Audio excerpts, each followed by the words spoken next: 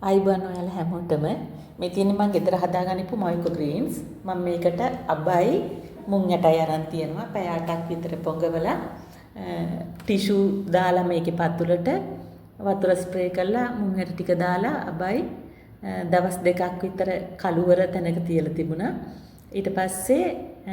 මේ ජනේලේ කණ්ඩිය උඩ තියලා තියෙන්නේ ඔය දැන් දවස් 4කට විතර පස්සේ මේ තියෙන්නේ සතියකට පස්සේ දැන් මේකේ කෑමට ගන්න පුළුවන්. මෙම කතුරෙන් කට් කරලා මේ ඇත්තටම මේ කොළ දෙක තමයිලුනේ පෝෂණය වැඩිම